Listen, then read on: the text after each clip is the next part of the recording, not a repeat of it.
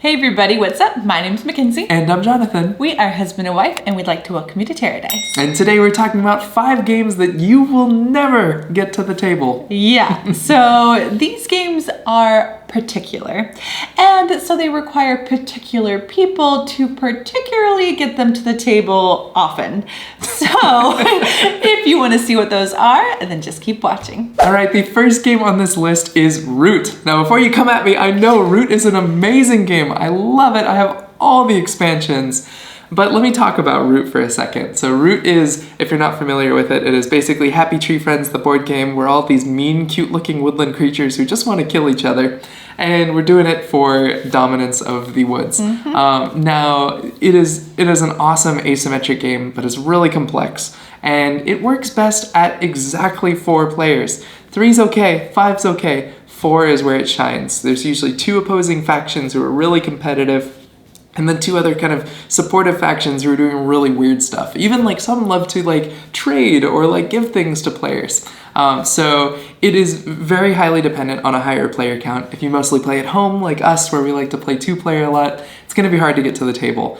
Also, because of the high skill cap which each of these factions, where you have to learn how the characters work, it can make it really hard for new players to get into the game. So this game really benefits from repeat plays. So if you have exactly 4 players, they like to play a lot, maybe it's for you. Yeah, so I wouldn't invest in the entire Root franchise unless you think you're going to be able to get to the table frequently. But you can always go over to a friend's house that has that and get to play up those different characters.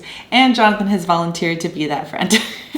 So we started off strong with Root. Second is just as strong, and that is going to be Gloomhaven, or Frosthaven, or just the havens in general. Just anything with a box this big. Yeah. So I think the best way to describe Gloomhaven, so Gloomhaven is a campaign game where it's an epic dungeon crawler where you're going to be fighting all these missions across. It's very epic. I think it's absolutely amazing storytelling.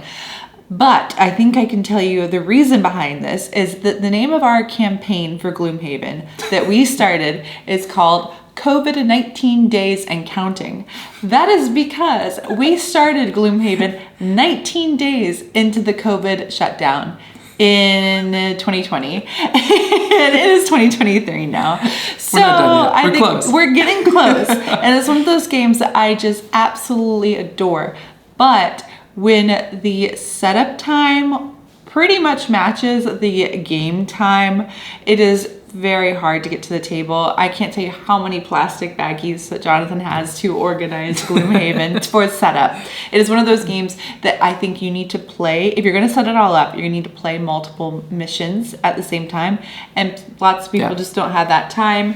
And I think if you're going to invest in Gloomhaven, you really need a Gloomhaven group, not just a board game group, but a group that is specifically meeting to play Gloomhaven. I think that is the best chance you have of getting through this awesome game. Yeah, it's like D&D or anything like that. You really need like a campaign group. And we love to play lots of games, so it's really hard for us to go back to that, pick up our characters again and learn them again. Ooh-wee-oo! Next up on our list is Captain Sonar. That was my attempt at the little like whistle thing. Okay. Thought you were breaking into song. I didn't know what was happening. Well, anyway, Captain Sonar is real-time battleship where you have 2 teams of submarine crews who are trying to navigate around this like area and try to find the other submarine, shoot their torpedoes at it, sink it. It's super, super fun. But it only plays at 8 players. And yes, 6 players, you can double up some of the roles. Not fun. Play it at 8. So this is a game where if you have exactly 8 players who are willing to crank out an awesome 20-minute game, this is the one for you. Man, is it fun. But if you do not get 8 people, and exactly 8 people, not more, not less, this is a hard one to get to the table. Yeah, I would say whenever we're with a big group of people, this is the game that gets brought up. Ooh, we could play Captain Sonar because we actually have enough people to play. But I think if you aren't going, it's not, I don't think, willing to invest in it unless you think you're going to get those 8 people together regularly, unless you just want to own a super awesome game. Now, that's what it is. But Jonathan will play this a lot with work friends because he can get a large group of people together that way. We've been fortunate enough to get it to the table, I think more than most. But it is one of those games that you should not invest in unless you are going to get those plays. Next up on the list is also controversial, is going to be Everdell, the complete collection. I say that with like the complete collection in my caveat, because Everdell is one of our top games. I think it is Jonathan's currently favorite game of all time. And we got the big box game. It was sent to us, so we have all of the expansions in this one big box. And now I feel like it is very difficult to get to the table because it is such a bear to unpack, and it's this whole big situation and it is just hard. I feel like I wish I want to separate them out again because I feel like that would be easier for setup time. What are your thoughts? I love the expansions. I love all of them, and I'll always add one, maybe two, usually one.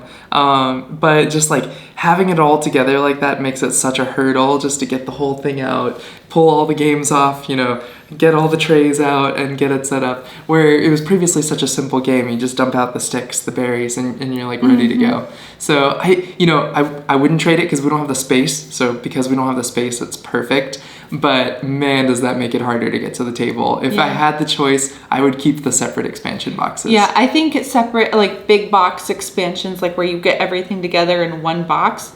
In theory, I think is really cool, but I would rather have them separated if I have the space, which I think is what people struggle with when I have a house someday, because then you can, I just think they're easier to get to the table. It's like why I won't put Wingspan in a box, because I like to be able to see those expansions. The last on this list I don't think is controversial. I think pretty much everyone knows this, but that is Twilight Imperium. So this is a 6 to 12 hours if you're bad, I don't know, like political space opera where you are like trying to make your faction just win this like intergalactic trade and combat and craziness situation. It's super, super fun. We've gotten it to the table exactly once, and it is going to be a little while before we get it to the table again. It's a big game. It's a weekend game. You play it all day Saturday. It's a lot of fun, multiple snack breaks, but man, does it take up a lot of space for the amount of times in a year you'll realistically play it. Yeah, I haven't even had the pleasure of playing this game yet because I was 9 months pregnant when he played this with a group of people. Well, and I was like, there's no way I can sit there for 6 hours and play this. So it really is a time commitment. A super awesome game from what I heard, and like I know you absolutely love it. But yeah, it is. I would play somebody else's copy before you invest in your own. So this whole video feels like a letter to myself a couple years ago. It feels like, if you're just getting into like, oh, now I gotta buy this, now I gotta buy that. Everything we've mentioned is like a top tier game.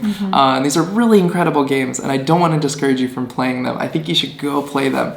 But think long and hard about whether it needs to be on your shelf or whether you can live with that awesome experience you had at that friend's house when it was the perfect game to bring out.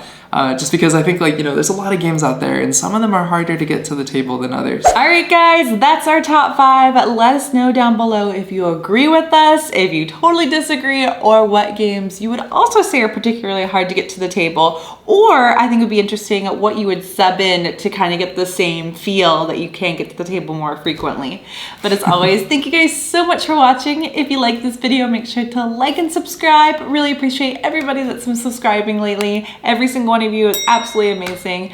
And welcome to TerreDice, and we'll see you next time. Happy playing!